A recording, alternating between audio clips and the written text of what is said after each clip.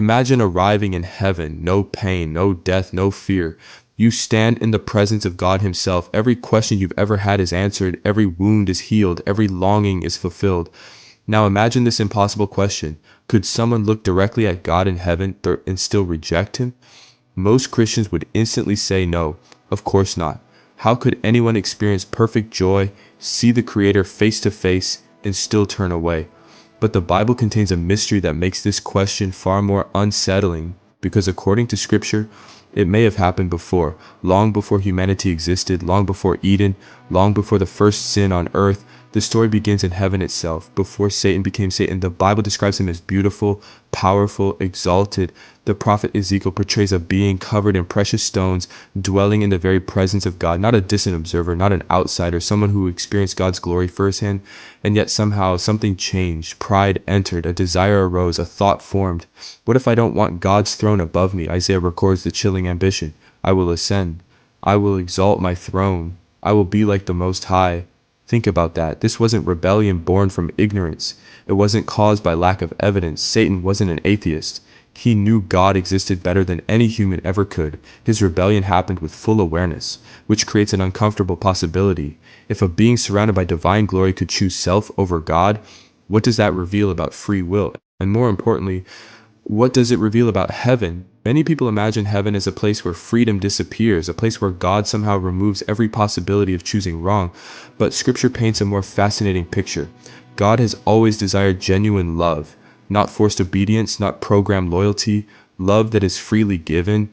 From Eden onward, this pattern appears again and again. Adam and Eve walked with God, yet they could still choose. Israel witnessed miracles. Jesus performed wonders before crowds, yet many still rejected him. The deeper biblical pattern is startling. The issue has never been evidence. The issue has always been the heart. But then another question emerges. If heaven contains free beings, what prevents another rebellion? What stops history from repeating forever? What guarantees eternal peace? This is where the story becomes even more fascinating. The Bible never describes heaven as a place where people lose free will. Instead, it describes something far greater: transformation. The book of Revelation doesn't merely promise a new location, it promises a new creation, a redeemed humanity, people whose hearts have been completely healed. Think about that carefully.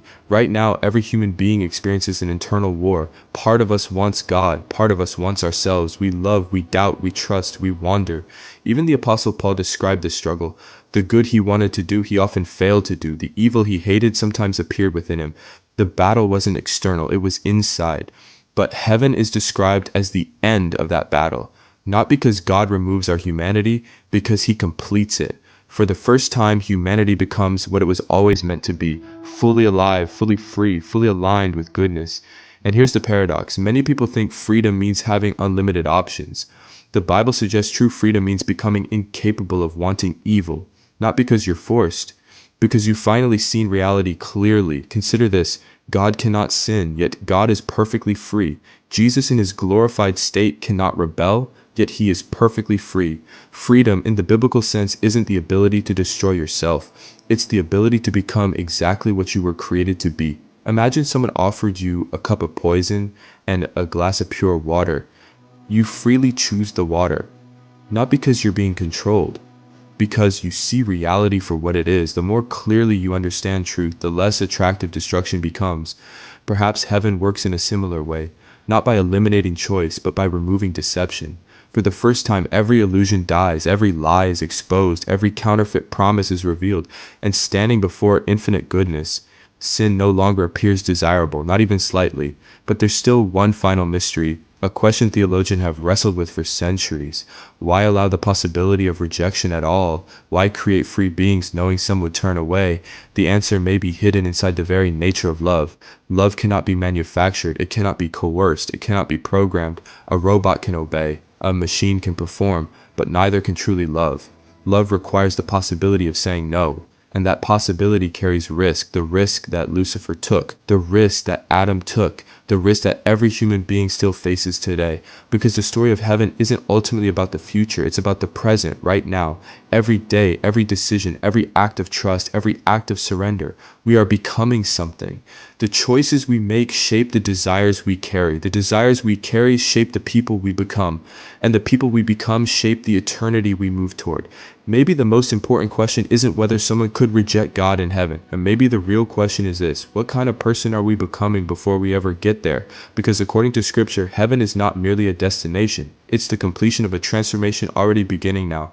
And perhaps the greatest mystery of all is that one day, standing in the presence of God, fully healed and fully alive, we won't love him because we have to. We will love him because at last we will see him as he truly is. And when perfect truth is finally revealed, will anyone who truly sees it ever want to turn away?